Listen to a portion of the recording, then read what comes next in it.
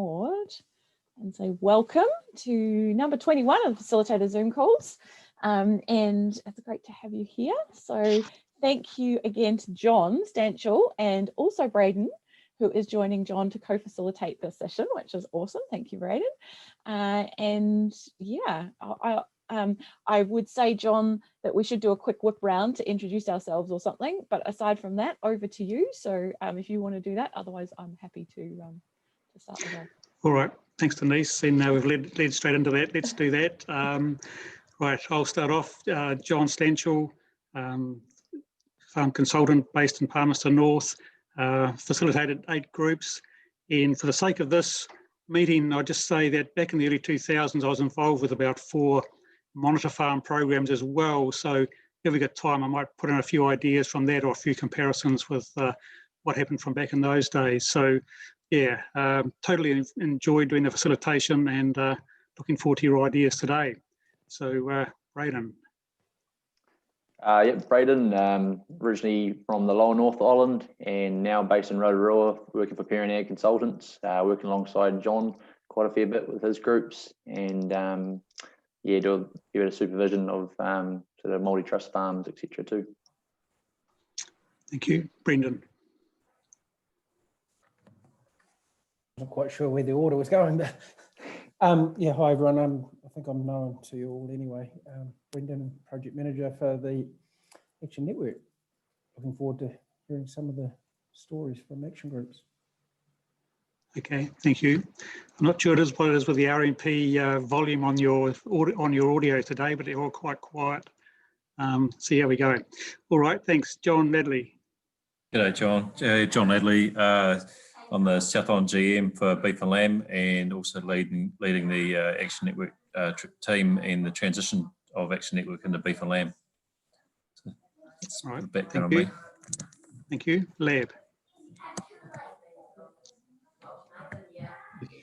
You're making a habit of trying to catch people out by surprise, aren't you, John, by changing the order? Yeah, Lab Wilson. I've been running the lead facilitator program for the last 3.5 years, I think now, among other things with RMPP. So that's been my main driver. Living in sunny Auckland, actually struggled to 15 degrees today, but overnight of 7. So we're feeling for you guys down the south. All right, thank you. Yes, one thing I have noticed is that the order of the videos on the screen are not the same for everybody. So I'm just following mine, sorry. And the next one is John King. Hi everyone, I'm John King. I'm based in Christchurch. I work with a number of groups from Northland to Southland, and yeah, so that's where I'm at. Thank you, John. Ben Early. G'day guys, I think I know pretty much everyone here, but yeah, Ben, working for Beef and Lamb with the RMPP Action Network division with the customer support. So thanks guys. Thank you. And Nick. Yep, Nick McGruther. I am based on the Otago Peninsula and I'm a consultant. I mostly work through Otago Southland. I'm working with 2 Action Network groups in Luggett and Cardrona up in the Wanaka area. Plus I'm running 2 catchment programs for Beef and Lamb in Thompsons Creek and Mimahau in Southland. Plus I run a deer advanced party group in Southland as well, an environmental group down there. Cool, thank you. Nancy.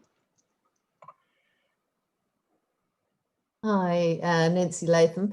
I do an Action Network group like Nicola does. Mine's Mangawera, which is close to Luggett and the Cardrona.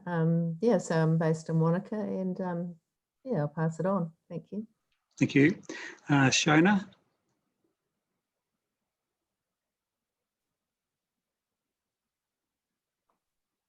Sorry, you should be able to use your space bar to unmute, but it wasn't going to work for me. So sorry about all the background noise. I'm stuck in the office and it's a bit noisy here. Shona Friendly, based in the snowy south. Woke up to snow on the lawn for the last couple of mornings and a treacherous drive to work yesterday, but not so bad today. It seems to be disappearing. And there's even blue sky out there at the moment. Yeah, I'm involved in the action group as a partner to RMPP and have been actively involved with about 3 groups that I've set up with Alliance Suppliers. And yeah, just supporting the facilitators in those groups and pretending to be part of the group at times, just whichever role suits best on the day. Cool, thank you. Certainly a nice view from your office there, Shona. Dusty. Yeah, I tend to agree, John. Yeah, I'm Dustin. I'm working with Beef and Lamb and the RMPP action groups as well as a customer supports function. And yeah, looking forward to hear what everyone has to say and looking forward to it. Cool, Cheers. thank you. Laura.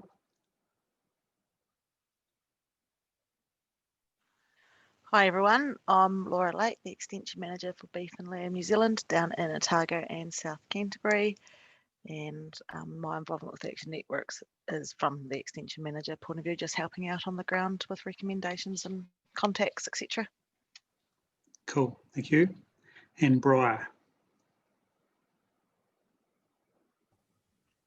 Hi team, I'm here. So I'm Briar Huggett, Northern South Island Extension Manager, so same role as Laura Lake, but further north. I guess mostly a connector role. I have had a facilitator role in the past and more recently with a new group that's popped up in the interim. I'm a facilitator for that too.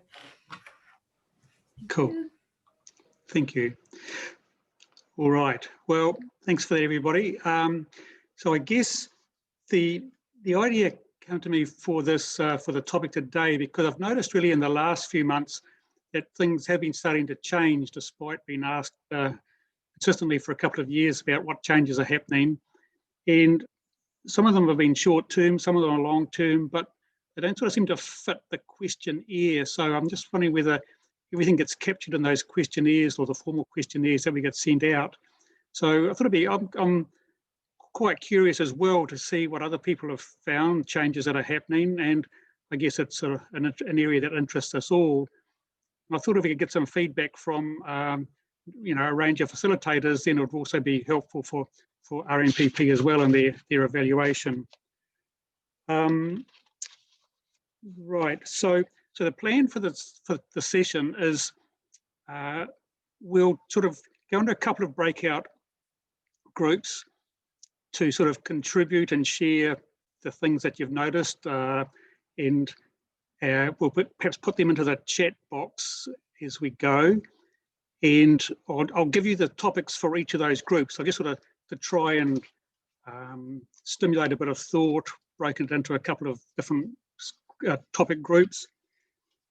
After we've done that and come back and summarise those up and perhaps had a little bit of discussion, and I'm just a little bit unsure how that will go. I mean, if we have if there's some useful discussion that comes out of those ideas, that would be good. And then go into perhaps a bit more difficult question about changes that haven't happened and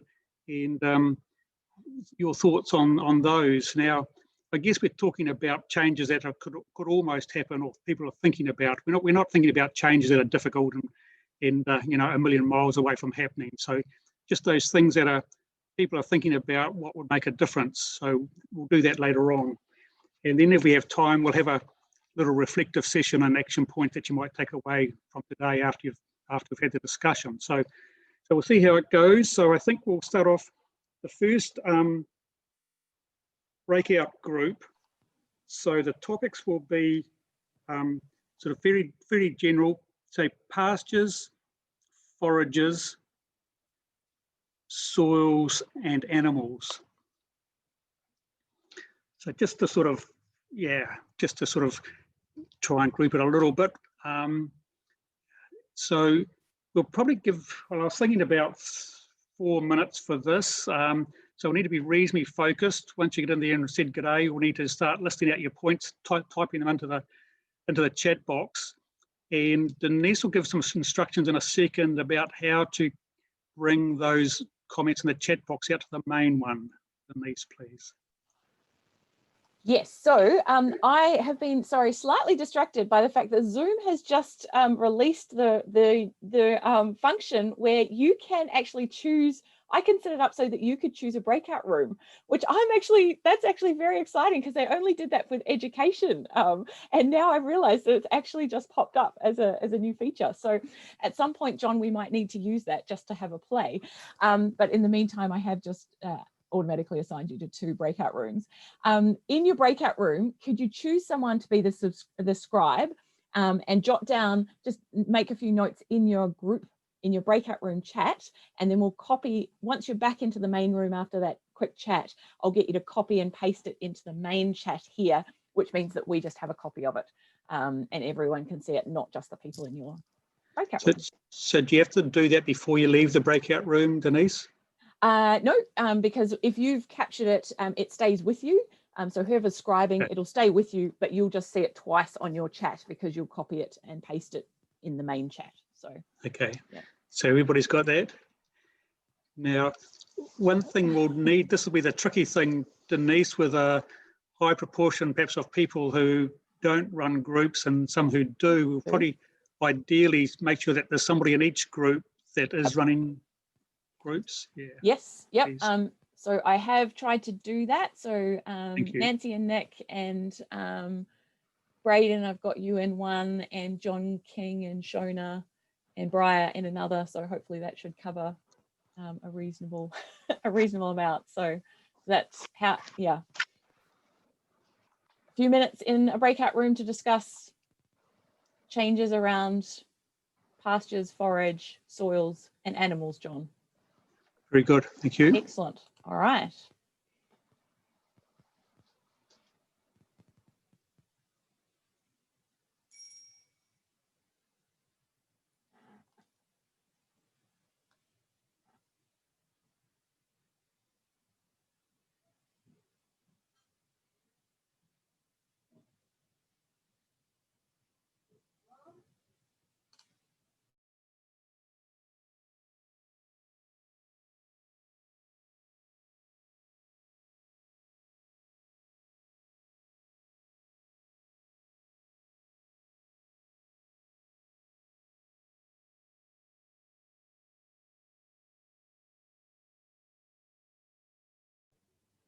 Sorry, Denise. I can join now. It's here. Cool. Excellent. Yeah. All righty. Sorry, I was just trying to deal with something urgent. No. All good. All good. All good.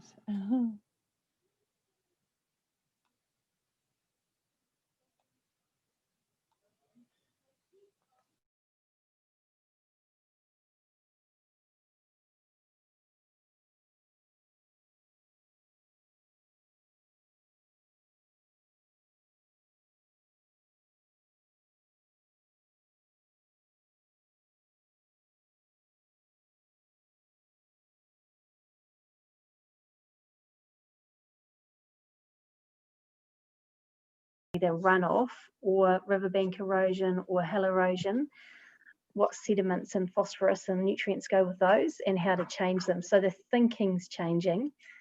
And particularly for the Cardrona farmers, one farmer had his wintering practice filmed by drone and put up, oh bugger, sorry, are you still there? Sorry, I thought you'd gone. Apologies. I'm still here.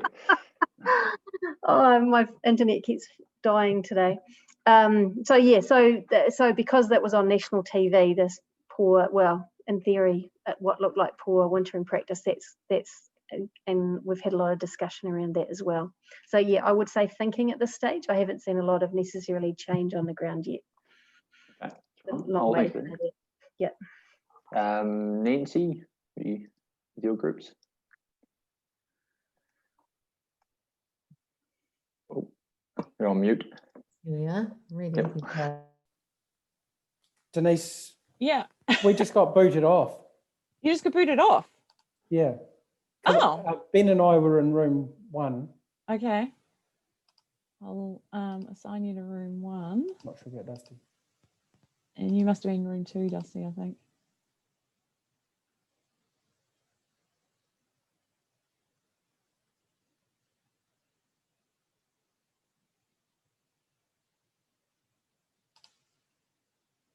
Nitrogen for the first time as a result of listening to others, and and been really pleased with the results. So that was pretty useful for them. Okay, so that's probably most of the things in this area. Right, John, Natalie, or Dustin, is there anything that you'd like to add?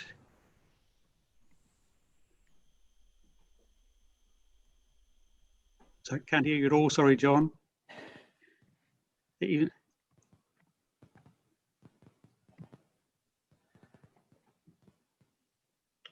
Which John? Which John? I went, oh dear, I'm so sorry. 3 Johns in one breakout room. Yeah, I did ask John Ledley, and he knows, but we can't hear him, unfortunately. The sound was going before, but it's he's typing into the chat box. Okay. Yes, sorry. Yeah, lots of change from what I've heard. For me to see it, I'm not facilitating any groups, but definitely, the likes of John's groups and a lot of these soil focus and pasture focus groups, it's definitely getting farmers thinking about changing practices on farm. And yeah, it's definitely an interesting space. And as always, it's all connected with the environmental stuff, so it's interesting stuff for them. Yep. Okay, thanks, Dusty. Bri, how are you going now? Oh, I've collected my thoughts, thanks, team. Just being introverted, I'll take my time,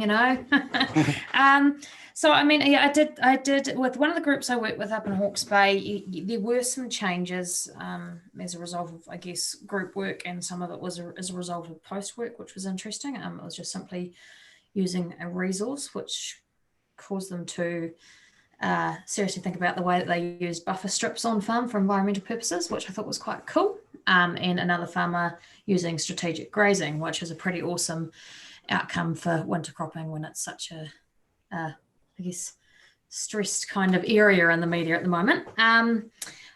Also, I think the Action Network, that small group learning, really suits some farmers, and they really, really enjoy it, and they've really got into it and the interaction that comes with it and that style of facilitation, which is quite neat. I think some farmers are still on the fringe of it and find it a bit scary, but I'm sure they'll get exposed in time. Okay. Yeah, I guess I only see the ones that want to be involved and are involved and seem to enjoy it quite well. Okay, so I don't know how we're going for time. There's no timer on here. One minute.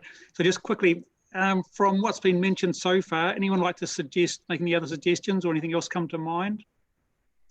Here we go. John King, anything suggested? I keep getting booted off. Yeah, that's so odd. I don't know what is going on there. So it just automatically booted you back to the main room. Yeah, well, I went press enter for to do a message, and maybe it was highlighted on the leave, or yeah, maybe. It's Alt Q's how to leave, but I wasn't really touching many buttons. So. Yeah, that's right. It's well, that's a bit annoying, really, isn't it? Right, I think everyone's coming back in a second anyway. Yes, they are. That's right. There actually was a few farmers from Briar's group, because I was talking to one of them the other day, and they said they've put a whole heap of bogs or sediment traps all around their hill country farm. Yeah. Oh, cool. Okay, we're back. Yes, we are. So whoever, still got a couple of people to come back. There we go. If you were the scribe, could you just, Ben's already done it. Copy what you wrote into the chat box and just repaste it. So sorry about my scribing. I got booted out of my room halfway through, so I'm not sure if I captured even half of it, but I'm sure. Pretty good, Ben, actually. No, well done, mate. Can I go back in the chat room and get it? It should be there. It's not. I didn't post it. Oh. I thought I copied it, but it's not pasting. Oh no. Okay. Oh, hang on. No. Nope. Fail. Oh dear. Must remember that bit of the instruction. Sorry, Shona. Oh, okay. Yeah, you need to press enter before you can. Yeah. That's just weird. Yeah. Because I've got everything else there. No, lost it. Sorry, guys. If you can think of a couple of things, just type them in as you go, and yeah. Oh, everyone can type their own in. Yeah, well, I thought that's what we were going to do, but yeah, well, we could do it here. All right, so Sean King, have you got a minute? Could you just quickly type in a couple of things that you had, please, into the chat box, if you wouldn't mind? So is that me? Yes. If you could just type in those couple of things into the main chat box that you suggested before, please. Okay. Yep. Sure. Actually, John, to be completely fair, there was probably a couple that didn't actually get a chance to speak in our group, just Laura and Lab. So was there anything that you wanted to add to the discussion that we did have? Just quickly, Laura and Lab.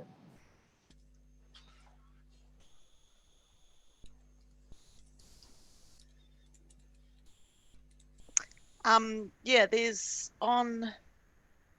I noticed that we had a sort of environment focus probably in our one. So I was going to bring up that I have seen some changes in farm systems, especially with a group up the top of this valley and into the Manitoto, and their stocking classes are different from an RMPP group, and how they're bringing those, how they're trying to grow those animals to different dates, because I think they might have been with one of the meat companies. They're one of the original groups, and yeah, they've had some massive system changes, and they're doing really well. Thanks for that. In Lab, I guess, anything? I haven't run any groups. I'm just too busy running you guys. But I've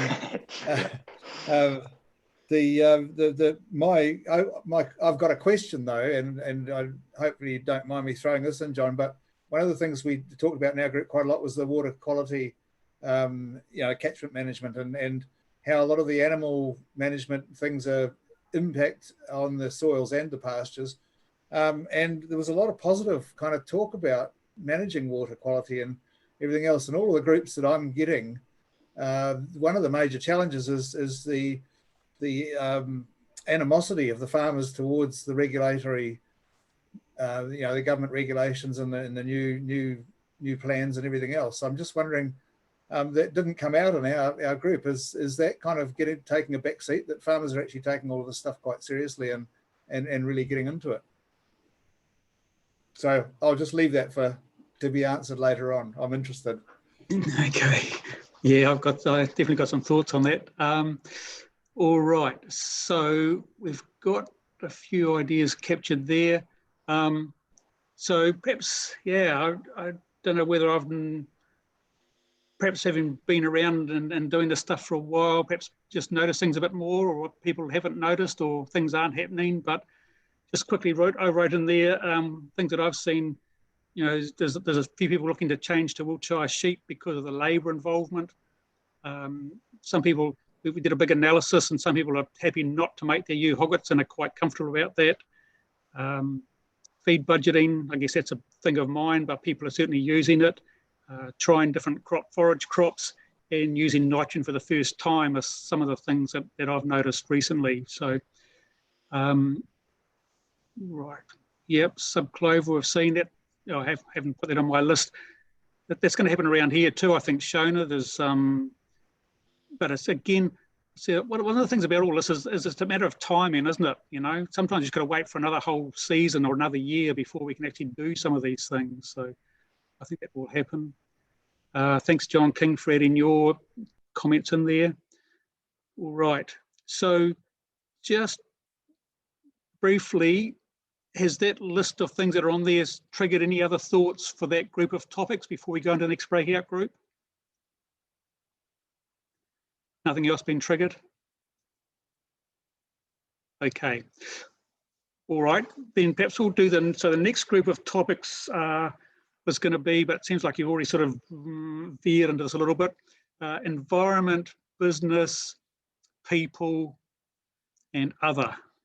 So we sort of capture anything else that's not included. So environment, people, business, and other.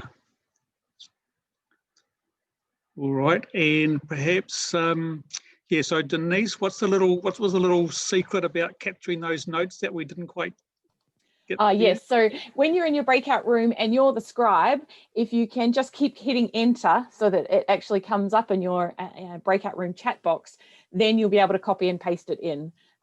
So yeah, just put it, like, as you're going through, just keep hitting enter and it'll come up as a little bit of a list.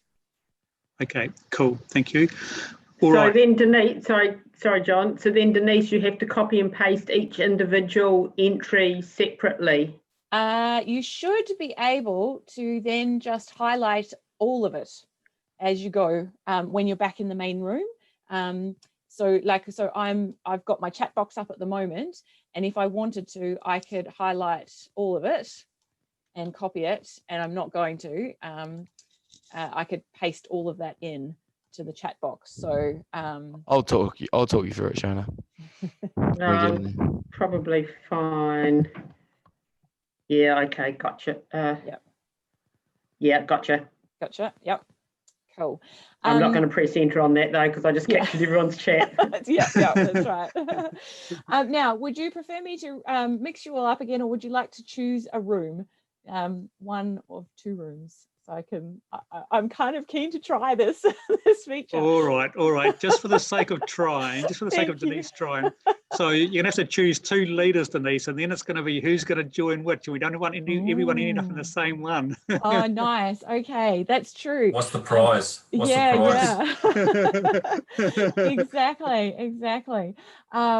So Lab, I'm going to choose you, and I'm going to choose Shona as leaders. So Lab and Shona, if you can choose a room each, and then people can, hopefully, you'll be able to see that which room Lab or Shona is in.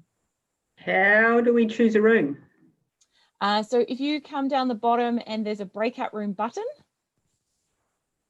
No, I don't have a breakout room button. No. Oh. No. Is it hidden under something else? No, it's not there. Oh, darn it all. I was getting excited about this. Don't you hate that? All right, I'm going to recreate and do that. Do you think the technology might not have updated everyone's I did. Yeah, that's Zoom? right. Maybe. Yeah. You have to make us co-hosts again. Yeah, well, but what it's saying to me is that you don't have to be a co-host, and I knew Zoom were releasing some of this this new feature, but clearly they haven't quite. So hopefully I've mixed this up a wee bit. No, it doesn't look like I have it all. Let's recreate that. Okay, I'm going to move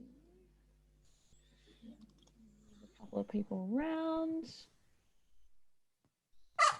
And all right, try that. It's a little bit mixed up. Thank you.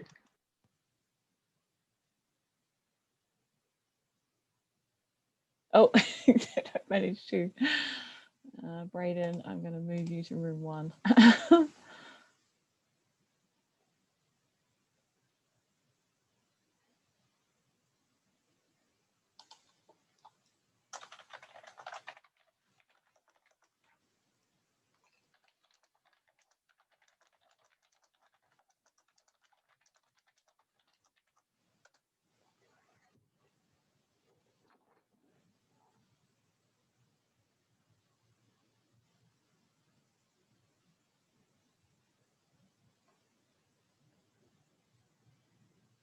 Not very mixed up.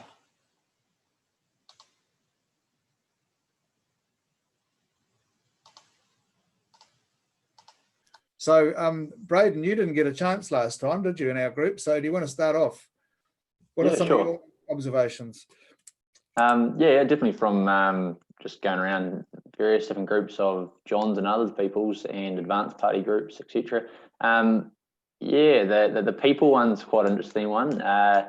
I'd say just that knowledge has changed. I think someone actually, Nicola mentioned it before, that the way people do think about environmental or It's definitely diverse across a lot of people, but I'm just thinking of one case where they had no idea what was required of them in terms of environmental. At least they now know after various sessions, and they kind of understand the purpose behind it all, and they've seen data to see why things need to change. But it was interesting to see, like, you know, they weren't all against it all, and it was actually quite interesting to see that they were kind of wanting to do their part. And so, like, those little changes in mindset are probably the major things I reckon I've seen from my first visits on to groups and to now. What else? I'll leave it at that for now. If I think of something else, I'll speak up. But yeah, Great game. I meant to ask someone to be a recorder. So was anyone kind of typing away? Shona, do you want to have another crack? I can. I was just thinking, actually, everyone could, once I've spoken, could actually quickly summarise their own, and then I'll take responsibility for copying and pasting at the end now that I know how. Yeah, that's a good idea, because you've got groups that you're running too, so, or you're involved in. I'm not running, but yeah, involved in. Yeah. One of the things I've seen, big one. John King. What I'm seeing is there's a meshing of all the topics that we discovered in the last breakout group with environment. So they're seen as coming together, and I'm seeing a lot of interest in those and trying things around that. And also, one of the more interesting things has been the people thing, where you see the group starting to gel and people actually caring for each other. So, and noticing changes about one another and appreciating each other more. So that's another thing that I'm seeing with the groups as they go longer. So that's a couple of things that I've noticed. It's been quite interesting to see. So, yeah. Cool. Thank you. John Ladley, anything you'd like to add? Yeah, it's probably just wrapping those things up there, John. It's just observation, I suppose, in this anecdotal stuff you hear around the groups, that they're starting to really understand the value of that well-being and that being connected. And often, you know, on their own, farmers may not reach out to a subject matter expert because they don't have the confidence to. But within that group setting, there's that increased confidence to actually do that once they've had that introduction through that group setting. So I think there's a whole lot of those values and confidence things that lead to achieving some of those per hectare changes on farm. And without those social skills, those hard to measure things, we can't achieve that bigger numerical goal. So I think it's starting to get some appreciation for that. Okay. Do you understand that, Ben? Fantastic, thank you. Okay, yeah, I mean, I certainly notice the people interaction thing and the support, and I've sort of noticed that a long time ago. I've got 4 groups that have been going for about 20 years, and that comes through quite strongly. It's one of the things that keeps them together, I think, is caring about each other to some degree, that support. To be completely boring, some of the things that I've noticed, one thing that most of the group members really enjoyed was doing gross margins, and they really use them in their business to help them make decisions about things that they're enterprise mixes that they're going to use. Most of the groups that I had somebody in to talk about water reticulation systems, and people really understood the importance of getting somebody, a professional, to design those systems rather than just going and buying a length of alkathene and sticking it in the ground. So that was pretty useful. And then you get little one-off things like at one of the group meetings, the host gave us a demonstration of rounding up some sheep using a drone. And by the end of that, one of the guys in the group says, "I'm going home to buy a drone." So, so there's some little simple things like that happen, but it all sort of adds up. Certainly seen people also more prepared to use professionals than perhaps they were previously, and they sort of see that they can add value rather than just adding costs. So, yeah, there's little things. Some of them are subtle, some of them are long-term, some are simple, some are quick, but yeah, I find it quite interesting what what's happening when you sit down and think about it. So as a result of those sort of ideas bandied around, has that brought to mind anything else from anybody? Anyone like to add? I quite agree about the barrier to getting professional advice, and sort of it's easier just to do it yourself, but actually as a group, and for example, the carbon issue in 2025 with the emissions trading scheme, that's sort of a great unknown, but as a group you can work together and actually they're aiming to position themselves well before that. So it's sort of those, it takes down those barriers, doesn't it? Yep, cool. All right. Oh, well done. Thank you. How are we going for time, Denise?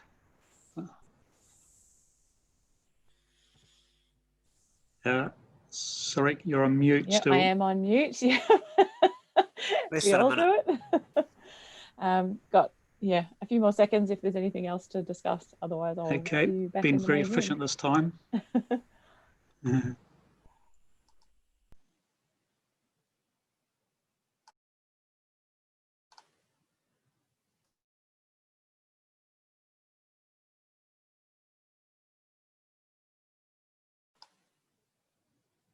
You got your sound working, John. That's good. Yeah, I went from being on the kitchen table, and then as Bridget was in the office, using the office for some tutoring, and yeah, thought it was appropriate to move.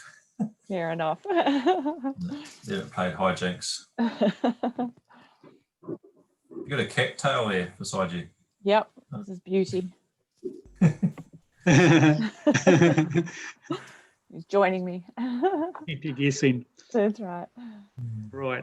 So how did we go? Just got to find my chat box again now. So Ben did a good job throwing his ones in as we went. I noticed him coming up. And so how'd you go this time, Shona?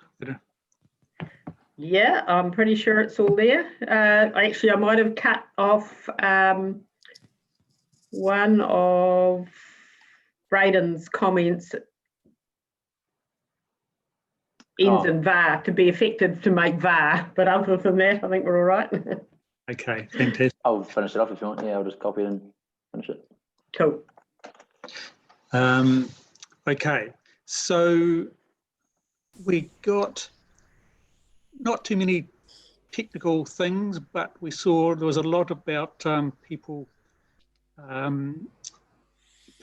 in the group appreciating the value of the group, appreciating each other, getting more support, and that whole sort of networking thing really coming through as much as anything.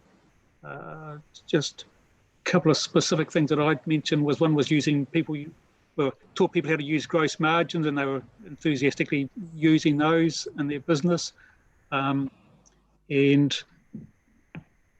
one group meeting, the host demonstrated use of a drone to round up his sheep, and one of the people in the group decided, right, I'm going home to buy a drone. I can see that that's going to be useful to me. So some specific little things like that, and and then the whole people thing. So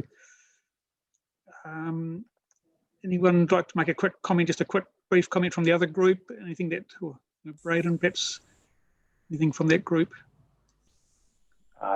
Yep, there was quite a lot. I just added one now. I didn't quite touch on in the discussion. It was more around noticing how pretty much like if on a summary sheet beforehand, if a farmer had put their goals on, and we actually had we went and hit them on the day, they seemed to be quite effective because we did a bit of analysis on them, and in some cases it actually changed the priorities of some farmers and the time, because they realised that if it was actually going to be beneficial doing or not. So in some cases, like actually making hoggets, they decided sort of not to, because it wasn't actually going to provide them any more benefit for all this time that they're spending. So like little things like that I thought was actually quite effective. But in terms of what the rest of the group said, there was quite a bit. Probably some key ones were around the it's all on the chat box there. I found more farmers are more engaged with the environmental, getting some of those sort of plans done, so FEP's done, and I know a few farmers that done SLUI plans. Actually, Brendan, do you want to talk to what you mentioned? You said quite a few things, so. I might as well let you speak to it. I guess my last comment there that I made was that we're observing or hearing different ways and forms that there's lots of change going on. It's been referred to here already, but I guess, as I said to the breakout group, I think one of the biggest changes we're seeing as part of this approach and managing the Action Network is 3 years on that not just farmers but rural professionals together are better understanding the value of small group peer-to-peer in that supportive environment, that trusted, safe environment. And we're getting groups coming forward, so people are understanding it, keen to be involved in it because others are experiencing value from it. So I think that's a significant change overarching the sector, which is really positive. Cool, thank you. All right, so here we're going for time there. Just briefly, I don't know, so there was sort of a couple of options how we were going to set this up as we went through. One option at this stage was Braden was going to do a little bit more digging into some of those things. Braden, anything there that you can see that you'd like to ask a few more questions about? Yep. There's a few. I'll just try and focus on a couple. Quite a few of you mentioned around the building of knowledge around the environmental stuff. I've also seen that too. So I think Nancy, Nick, and everyone else that's sort of seen that, I guess the growing knowledge of farmers and gaining of that, but not necessarily seen any on-ground changes yet. Are you seeing adequate support? And I suppose, are you specifically doing anything to provide support in those areas? Well, actually, I think that's where the RMPP system is really good, because it does provide that support. It provides sort of resources for that. For example, in the carbon area, and people that can provide expert advice and that. So that's really good. As far as I think the whole system does support getting better knowledge in terms of the environmental, what to change to actually improve the situation. Yeah. So my other question was around what kind of triggered. Braden, can I just drop in there? Because I think it's a contextual piece here to understand. A lot of these groups that are more environmentally focused, we've seen more and more uptake of it, and so they're in the earlier stages of their group forming and bedding down, and so they're going through exploratory and better understanding themselves as a group. So you're not going to see so much change occurring right now, but I guess the key thing is that they're focusing on setting up plans to make those changes. I think that's an important thing to know. I think you're quite right. It's that exploratory, it's sort of an iterative process, isn't it? Sort of to find the right pathway. That's certainly the case of the groups I work with. I mean, they want to go and see farmers that are already doing something. If he's putting 1,000 ewes and 1,600 lambs and 70 R1s and one mob and shifting, they want to go and see it. So that's how you get the change. And they go in there thinking it's going to be a disaster, and they walk away going, "Wow, that wasn't a lot easier than I thought. Wonder if I can do that." So that's what ends up happening. Is just it's. And the other thing too is that it's environmental, so it's everybody can see it. It's not like your checkbook, which is behind the office door. So you've got to do stuff. You've got to. It's kind of the easy hanging fruit is the environmental stuff, because people across the boundary can see the change, and farmers are much more relaxed about doing things on their land than they are with their finances or even communication stuff. So that's what I think makes that so easy. It's the low-hanging fruit stuff. It's getting into the business side of things that's a lot harder. So, yeah. Yeah, okay. Just a little quick comment there. It's certainly great when you take people to see something completely different. I took a group to see, we wanted to go and see an intensive bull unit that was, it was using the lane grazing, and the guy on the farm, on the host farm, whizzed across, changed the wires on the lane, took one down, put one up, and come back on his farm bike. And the guys just stood there and said, what just happened then? They couldn't believe it. It changed about 6 mobs all at once. And, you know, for people who hadn't seen it before, they were just completely blown away. So not that anyone went away and did something as a result, but just seeing something different, I guess, different ways of doing things. So where do we get to? Probably worth asking is any of you guys that are running groups, when you've just had both Johns have mentioned that you've actually taken your group to someone that is already doing something. Have any of you guys seen the farmers actually take that up and not necessarily already implementing it or have already implemented it, but are just planning on doing so and are already looking for the support to actually do it?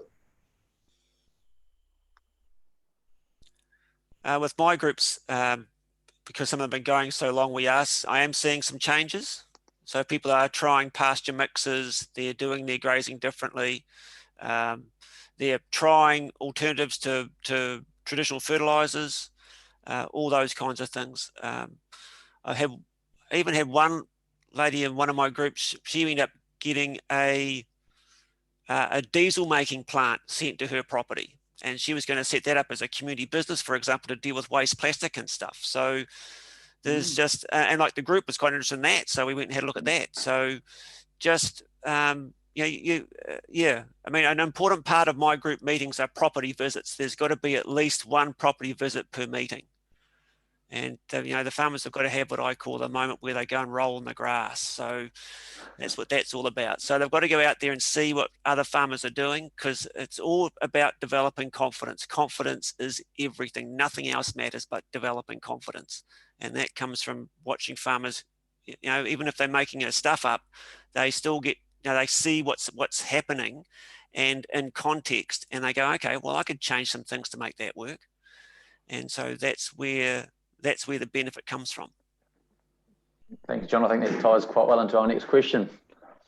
Yeah, that's good. So, all right, so far we've talked about things that you have seen changed.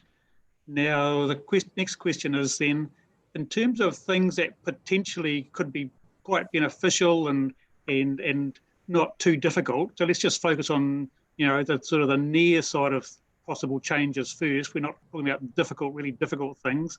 Perhaps where some people are humming and hawing. So what, how did I word that? So how do we get commitment or agreement or, you know, people sort of ready to make the change? And could we or should we be part of that? So is that clear, or do you need to clarify that? Just repeat that again, John. I just want to make sure I did hear what you said. I feel I heard what you said. I've just chucked it in the chat box as well too. Oh, so, super. Yep. Thanks, Denise. Yep. Okay, yep. Thank you, Denise. So does that, I'm not sure that the words are necessarily correct on that first bit. I mean, they're my words, but, you know, perhaps you might get the gist of it. You could be a little bit, you know, you could a little bit broad on that if you wish. So how do we get farmer commitment agreement about change, or is it about something else? About changes and sort of thinking about technical changes mostly, you know, something specific that could be changed.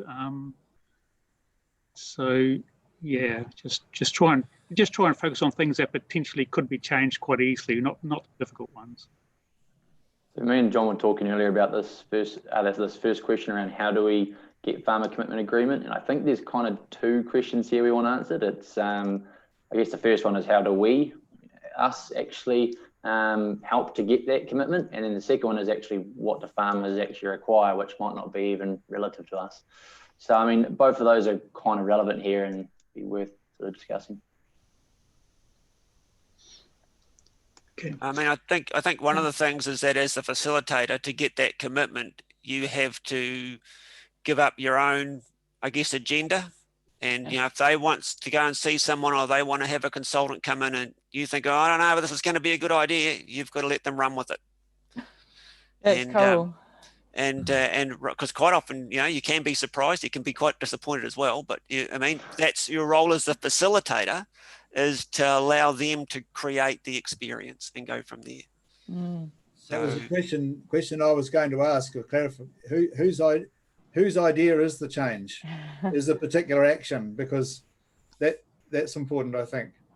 Are you trying to get agreement to actions you think they should do, or you're trying to get them to actually act on something they said they were interested in doing? Yeah, I think, okay, so I'm just going to check in here. Firstly, Denise, do you think we'll just leave this as all stay together and do this one rather than a breakout room? I'm quite happy to do both. I've actually split it into 3. So there's 3 potential breakout rooms there just to do a really quick check-in. That could be quite useful. But maybe clarify that question first, and then we'll go into breakout rooms for a quick, just 2-minute discussion. Yeah, I'd be quite happy to let this roll, I think, just as all together. Okay. So, yeah, so Lab, I think it needs to be ideas that people are talking about themselves in terms of something that they could do or might do or whatever. So, yeah, at this stage, it's not something that's been forced upon somebody like the freshwater regulations are. So that's different. That's different again, you know. So let's just talk about, as we've gone through, we've had groups running. They've come up with topics in the first place that they wanted to talk about, and we've had sessions on those topics. And there's things in there that potentially that could be beneficial to their business. So, you know, this is a sort of a user-friendly type thing that they just haven't quite made the change on. Yeah. So anyway. I was looking at this from a different context, I suppose, John, is, you know, as we know that there's a number of groups there now that are getting to the end of their funding and are trying to work out what's next. So, and they've achieved largely what was in their extension plan and maybe in some of their individual action plans. So this is this, for me, there's this tension around actually this top-down stuff and also in having some change. Because I think it's often, we all know that farmers don't know what they don't know. So we can sit there and go, do we let this group fall to bits, or do we actually challenge the group in terms of actually to try and identify something that they may not be or may not be as visible to them around an area that they could use this small group learning to actually help them with. So you mentioned before in essential fresh water. So, you know, is it a conversation around, hey, do you all have a farm plan? And you might get the silence I've just got now, but you might get a number of hands might go up. So are there opportunities to actually create that value within that group without having to have that conversation with around how much you're going to continue to pay me as a facilitator to keep this group going? So can it be the facilitator's role to keep challenging the group around what's on the horizon? What's the next thing we could solve as a group? So that was sort of where I was sort of thinking about from this perspective, but I mean, it's got a number of applications you can use it for. Okay, any thoughts or suggestions on John's comments? Yeah, I couldn't disagree with any of that at all. But I guess I'm sorry, I'm going back to the question. Was the question though, where we've got an audience, a group, and they've identified things, but how do we help support them take the next step and get that commitment to take the next step? Is that more what your question was? Well, that's certainly part of a question. I mean, it's very broad, so I'm interested to explore whatever we can. So, yep. So let's work on that. That could be one option, and I'll come to Nancy in a minute. But yeah, so Brendan, on that line, is there anything else you'd add to that? Oh, look, at the end of the day, we're dealing with individuals and they're all at different places. And I think an important part of supporting them on that journey is being, if you're the facilitator of a group, to be able to understand that and get as close to that as you can, so that you can help the group support that person in taking that next step to build that confidence and gain the safeness or the trust amongst that group to help them, whatever it is, to take that next step to get that commitment. One of the, I guess, the key approaches that we were looking to establish within action groups is like, how do you create that accountability to change and the action plan and the part that plays? So we know that some facilitators are using that as a tool quite well. They revisit it every meeting. They gain that commitment after a particular topic, or like John said, John King, they go and visit a farm and go away and try something. So next time revisit, or at the appropriate time, what was it that you did? So keeping them focused on what they were agreeing to. And Shona, you've just dropped into the chat that there's a role for the facilitator to help the groups and individuals develop that clarity around what to focus on. Yeah, I see a lot. Yeah, I mean, building from what Brendan's saying really, but I see a lot of the groups, oh yeah, we want to look at, yeah, it'd be a good idea to have Derek Moot, get Derek Moot down, but they're not really clear on what they want to get out of it. And what seems to happen from that is nothing. You know, they're asked to put together what they want to find out and ask their questions and whatnot, but until they're really clear on what they want to get and what they want to achieve, they're not actually going to even start the road to making change. And I see that happening just about in all the groups I've been involved with. Yeah, so, okay, I've still got Nancy on my list, but I just, following on from that, you know, and certainly, you know, we've had Derek as an example, and some people have picked up some really useful ideas and followed on from that, either using their lucerne better or perhaps going to try with lucerne if they've got suitable soils. But as much as anything, you know, it also depends what you're looking for. I mean, one thing that I picked up that I'm really keen to promote in the North Island is just the way we use some of those crops like lucerne and plantain. Whereas up in the North Island, we typically try to use them to fill a summer dry period when they struggle as much as anything else. Whereas it seems like in the South Island, they use them in the spring to maximise performance when there's moisture and feed and get the job done before Christmas and make the money before Christmas. And, you know, I'm just trying to get people to think differently about it. And if I hadn't had Derek to some of those meetings, I wouldn't have picked up on that. I don't think the farmers did, but I'd like to think that I can facilitate that sort of discussion and thinking. So, yeah, I mean, there's a whole lot of different things. So certainly most of my groups, yeah, had a list of speakers. So going along with what John was saying, I think pretty much every one of our meetings was on farm with the speaker, unless it was something like a Wormwise workshop where it's all day in a classroom. But yeah, I have a little bit different philosophy perhaps about than the group having to have a topic or a focus. I mean, the groups that I've been going for 20 years, it's basically been ongoing development, keeping up to date, analysing things, learning a little bit at a time. And, you know, it hasn't been about anything big and spectacular, but a group of people that have been committed to ongoing learning, really. So I can certainly see the environment it's going to create a catalyst for groups some to start and some to keep going. So that's probably enough from me for now. Nancy, you were wanting to say something. Well, actually, well, I'm relatively new to it. I've only got probably 6 months compared to your many years, but you've said something about when you're at a meeting that sometimes ideas fall out, or perhaps only you see them, but those ideas do come out, and it's the facilitator's role to actually go, well, actually, this is probably what they're looking for in a way. Is that what you're saying? I'm just saying that the thing happens at two levels. One is farmers will take something directly from it themselves, and the other thing is that, yeah, I mean, I found it quite invigorating, just a chance to get alongside researchers and specialists, and you know, I've just developed a whole lot of stuff that to help the group members in the future. You know, like we haven't had time to do something on the day, but there's certainly potential to follow up. Yeah, so I guess it just depends, yeah, who's there and what you take out of it, really. So like Ben, you talked about the KPIs and that group that we could have on there. I mean, those sort of things that the farmers, as you said before, they don't know what they don't know. So it's sort of probably my role to actually go, well, actually, this could be very valuable to them. Yeah. Again, low-hanging fruit, I suppose, isn't it? No, it's quite fun when you can do that. Brendan, you patiently got your hand up there, mate. Well observed.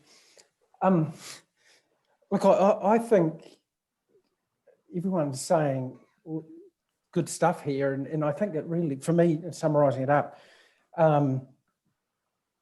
there's no one reason or right reason. The fact is that there's various reasons for groups, whether it's focused or whether it's creating that ongoing environment, that continuous improvement environment that allows the group to navigate. And I think, it's sort of what John Ledley was saying as well. It's like the environment, what we're seeing is a really strong environment, a welcoming, a supportive environment creates that value for people to want to keep coming back and to keep, I guess, and if you're focusing on, what are those steps you're taking, it brings that accountability to the group and they just keep going and keep trying things. And so I don't think we can underestimate the power of creating that environment and the role the facilitator has in that.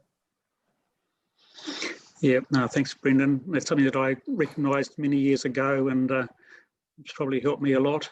Perhaps just one thing I'll just throw in here.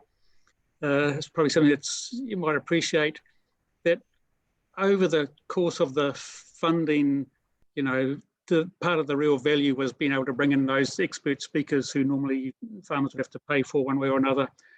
And so we've done a lot of technical stuff, haven't had a lot of time to focus on the farms we've visited because we had the speaker take up quite a couple of hours, 2 or 3 hours in a day. And we haven't had much time to focus on the people stuff, the goals for the hosts or whatever. So fortunately, most of my groups are carrying on. And on the first meeting of the transition where they're paying, I've sort of decided to perhaps try and introduce something a little bit different, and that is a bit more of a people focus. And so I bought a set of those cards that we were introduced to in some of the facilitator workshops. And it took me a lot of courage. I had to just make up my mind that I was going to do this. And it has been quick, for guys and for that, I don't normally do icebreakers and all that sort of stuff. And Denise knows that. But I did decide to have some courage and use these cards. And the guys do quite enjoy it.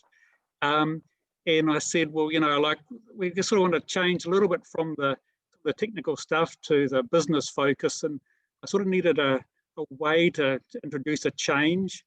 And so part of what everyone does now as we go around the group is, write down some more detailed, some more thought about goals and perhaps some of the stuff they used to do. And so part of the idea of the groups is to help each member really develop some useful goals, which otherwise takes them, a 2-day workshop somewhere to do. So that's been quite well received, and that will help in the future drop out some different topical ideas as well, I think, to look into. So just some, that's really cool to hear, John. So you're using the cards and you're getting them to talk about that as a goal, or you're just using that as how they're doing, or how are you using the cards? Oh, well, just the way that I was shown, really. So I'm open to any new ideas. So just like, what does this mean to you? So just pick that. But if you've got ideas on how else they could be used, I'll be open to that.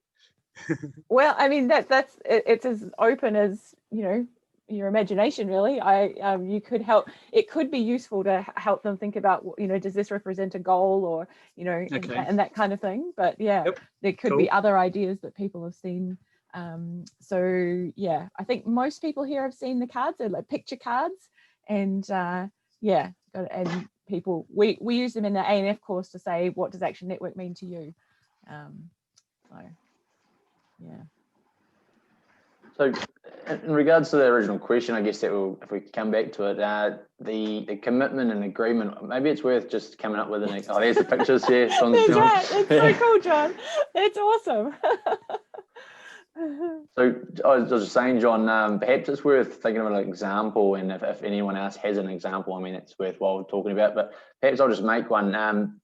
Some farmer, who was it? John, you might know the name of him, but one guy was keen to actually just try and change the flock to doing Wiltshire on his property. So he, just if we use that as an example, is perhaps what would you guys suggest? And to make this work, like it's just an idea at the moment, for example, how do we get him to commit and agree to this, even though on paper it looks like it's a really awesome idea?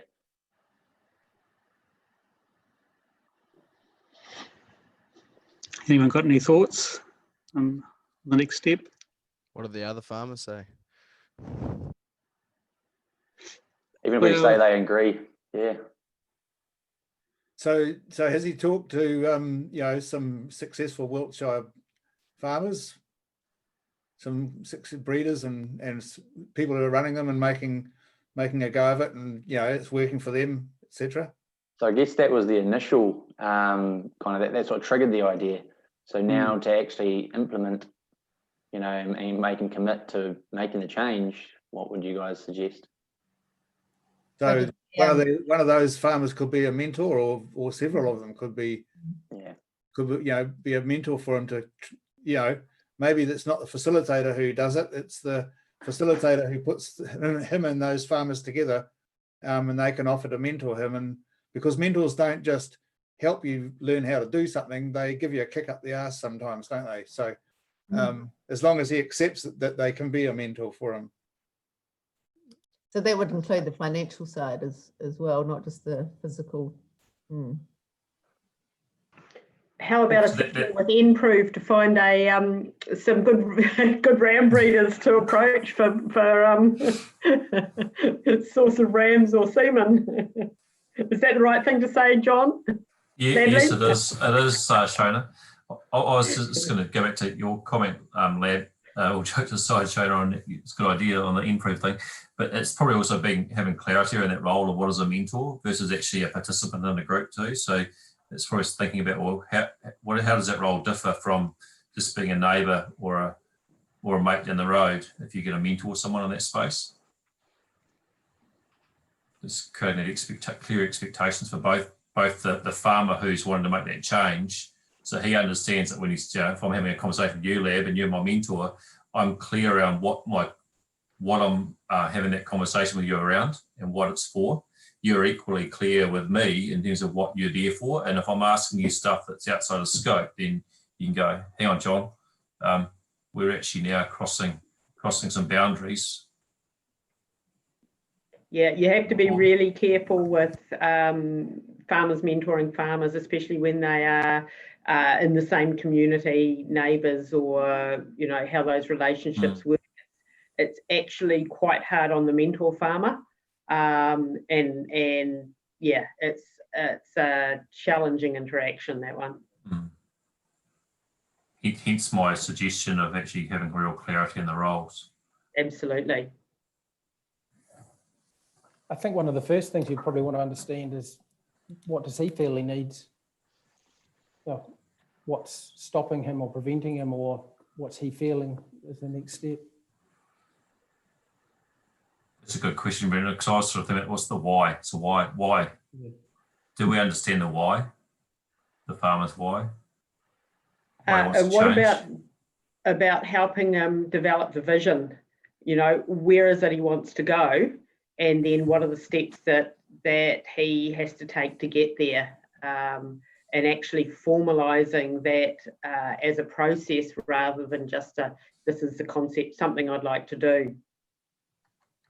Because in terms, and when you start talking about mentoring and things as well, it might not be a Wiltshire person that you need to be talking to. It just could be someone else that's introduced another breed of some sort, and what steps do they take, and maybe talking to several people. Yeah, I like your point, Shona, around the, I guess, potentially putting milestones down and making the actual, I guess, the goal of this looking far less big, because you've got all these other little things that you can actually achieve on the way. So I think, yeah, it's probably a really good idea. Yeah. I mean, that raises a whole new issue, really, because in my groups, the groups that I facilitate, really the discussion about mentors or mentoring has never really arisen. So would that be a good topic to approach? You know, would people either like to be mentored or like to be a mentor, or how do we, what's the job description of a mentor? Is that a useful discussion? definitely. And maybe acknowledging that, sorry, Lab, just seeing you're going to jump in, but the informal versus formal, having a discussion about that, because there's often people you look to and they might not realize that they're mentors for you, but you're watching them, you're observing them, and maybe you get the opportunity to ask questions. That's kind of informal. And then you have formal ones so having some of that discussion, you don't necessarily always have to have them right there all the time. But yeah, sorry, Lab, you were going to say. I was just going to add, if you go to mentoring school, they'll tell you that the mentor does not choose the mentee. It's the other way around. And so all you can do if you are a formal kind of mentor is to offer your services, but the approach has to come from the person who wants to be mentored. So that's kind of that's the facilitator's job, is to kind of engineer that process, I think, or at least to make it possible, if you like, to facilitate it. You know, you can lead a horse to water, so that's what you need to do. So it's not a father-son situation, is it? I don't think it's a good example, Nancy, no. That might be fraught with all sorts of danger. Absolutely. John King, any thoughts? We haven't heard from you. I know you've got lots of ideas. Yeah, certainly the mentoring thing it's really about getting the farmers in front of somebody. And because I mean, that's one of the reasons why I take farmers to properties, is that they go and see the farmer in their context. And then it's up to the farmers themselves if they want to have a phone call and have a chat about anything further. But if they've seen something, I mean, I'm of the opinion that farmers are already motivated. I don't need to motivate farmers to change. But what I might need to help them with is the structural barriers or the cultural barriers that they're dealing with. And so that's why, I mean, I'm not a farmer, so I've got to take them to a farmer to see what he's doing or she's doing to break those cultural or social barriers or whatever for them to change.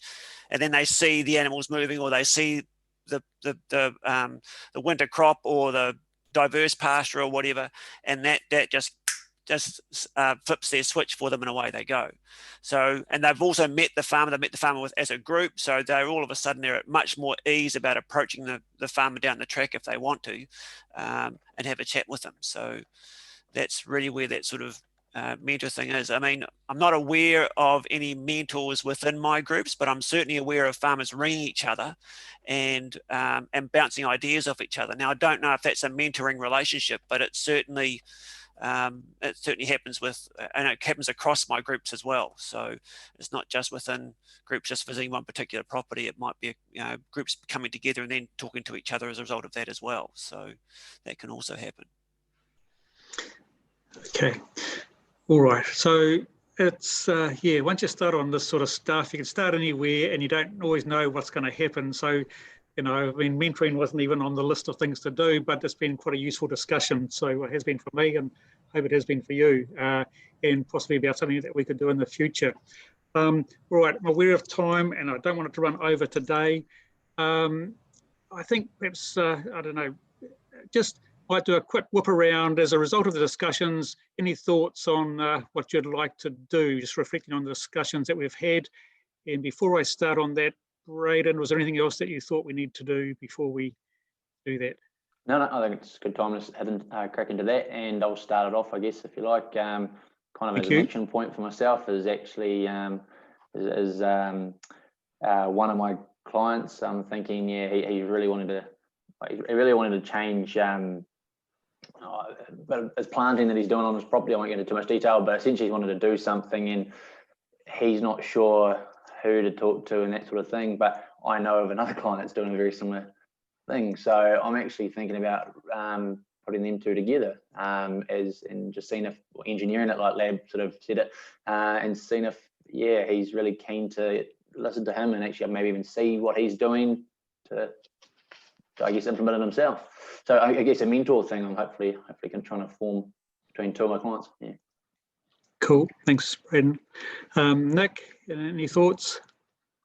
Yeah, I think what today's made me reflect on is thinking about my two groups and making sure that they've got the right foundation to be able to make change. So have they got clarity of thought about where they want to go? So they've been busy doing their action plans, and I think that's been helpful. but what more can we do to just make sure that they're breaking those steps down into something really easy? So even though we're building the knowledge, have we set the foundations so that they're going to be able to make change? Cool, thank you. Yeah, knowledge is really foundation, because if you don't know stuff, then you can't do anything the next step. So yeah, knowledge and skills really are the foundations, aren't they? Okay, John King, please. Any thoughts? Where to from here? I guess for me, what I'm always looking for in my groups is when they start encouraging one another or pushing one another a little bit in terms of what they're doing. And I had a bit of an experience of that this morning, but unfortunately it wasn't within the group. It was between two people in two different groups, where one of them saying, yeah, I gave him a bit of a hard time on WhatsApp the other day, but I need to keep pushing him to show me what I can do, that kind of scenario. And so then he turned around and said, well, as a group, we should go and actually visit him and support him at the next meeting, and let's go and do that. So that might be what we end up doing. So that to me is, really the aim of what I'm trying to do, in terms of, it's not just a visit around understanding technical ability and skill, but it's also supporting one another in terms of dealing with change and encouraging one another to make change. And so it's, when you have that kind of conversation with someone, it's kind of like, wow, I mean, maybe I should not be so hard on myself as a facilitator, and maybe I am making a difference, or that kind of thing. So yeah, I mean, it's a really interesting space to be in with helping farmers make change. So yeah. Cool, thank you, Shona.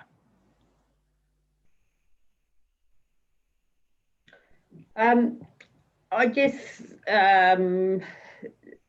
it's carrying on in the connector role and bringing the right people together and helping people achieve that focus. John's talking about two people in two groups. I've got the same situation at the moment, where one group member is wanting to know about something that we actually covered in another group. So just bringing those people together, the relevant people together, and just help facilitate facilitate and support the interests and the ideas of the groups, and keep pushing everyone forward. Cool, thank you. Nancy. Yes, I think actually I'm looking forward to keeping the momentum of the group going, actually, just make sure they can see their outcomes and then reflect, and it's sort of toing and froing in terms of outcomes and reflection. But also, and it's really important for me to keep my ear to the ground and just really listen to what they want, what sort of information will help them with this momentum forward. So, I actually really enjoy that side of too, finding out what's actually out there that'll be directly relevant to them. So, yeah, just the momentum is really important. Cool. All right, thank you. John Ledley, any thoughts as a result of today's discussion? It's just don't have anything pretty major. It's probably just, for me, it's been really useful just to hear the conversation and just listen to some of the challenges that some of you are facing as we try and reshape the future, I suppose, in a number of different ways, both in terms of applying that small group learning, but also from an organisational point of view in terms of how we use this extension model or extension tool in the future as well. So it's been good to just listen. Thank you. Cool, thank you. Brendan, any thoughts from your point of view? Unmute. Yeah, look, I think this change thing, it's a dynamic beast. There are lots of things at play, and I think to support it, we need to be aware of all those different roles we can play or draw on, and how do we help create that environment, as I've dashed on a wee bit about. So I think to raise it up a level, though, it's really great that you brought this topic, John, and that we're having these sorts of discussions, because I think everybody takes something away from it. So for me personally, it's about continuing to drive this sort of support frameworks that help you guys, rural professionals in general, better support farmers is really important. Thanks. Cool, thank you. Lab, any thoughts?